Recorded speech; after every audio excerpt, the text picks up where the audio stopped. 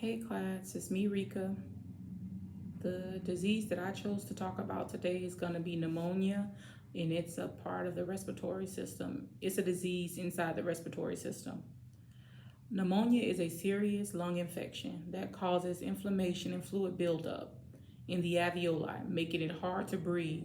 It can be caused by viruses, fungi, or aspiration of foreign substance. When an infection agent or irritant enters the lungs, the immune system responds with inflammation. This causes fluid and pus to fill in the alveoli, leading to impaired gas exchange, hypoxia, and respiratory distress. The body compensates by increasing respiratory rate and using accessory muscles.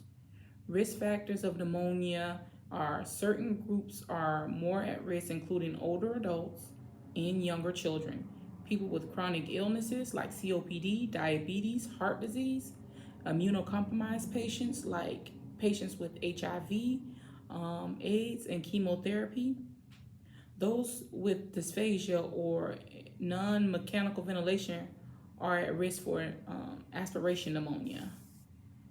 Smokers and those exposed to air pollutants.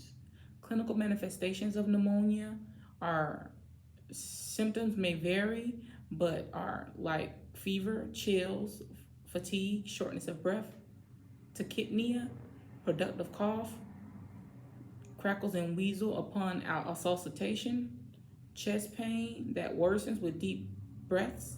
In older adult, confusion may be the primary sign due to hypoxia. Treatments for pneumonia would be antibiotics for bacteria pneumonia like penicillins and cephalosporins, antivirals for viral pneumonia, oxygen therapy to improve oxygenation, bronchodilators to reduce bronchospasms, antipyretics and analgesics for fevers and pain management, fluid and rest to aid in recovery. Nursing implication. Making sure the patient is in high Fowler to maximize lung expansion, encouraging coughing and deep breathing to clear secretions, monitoring oxygen levels and signs of respiratory distress, ensuring proper hydration to thin secretions, collecting sputum cultures before starting any antibiotics, preventing complications like acticlase and sepsis, patients teaching.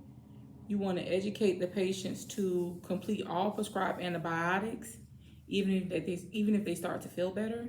You want to teach them how to use the incentive spirometer and perform deep breathing exercises while staying hydrated and getting plenty of rest.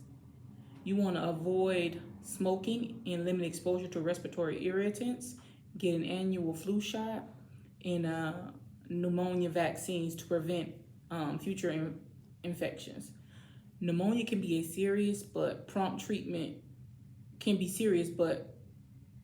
with prompt treatment, supportive care, and well prevention strategies, most patients recover well. Nurses play a crucial role in monitoring treatment and educating patients for the best outcomes. A mnemonic to remember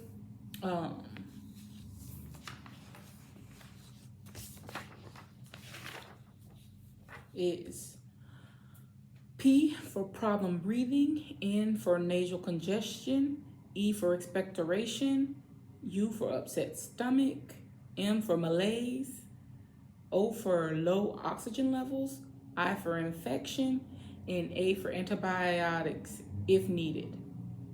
Thank y'all.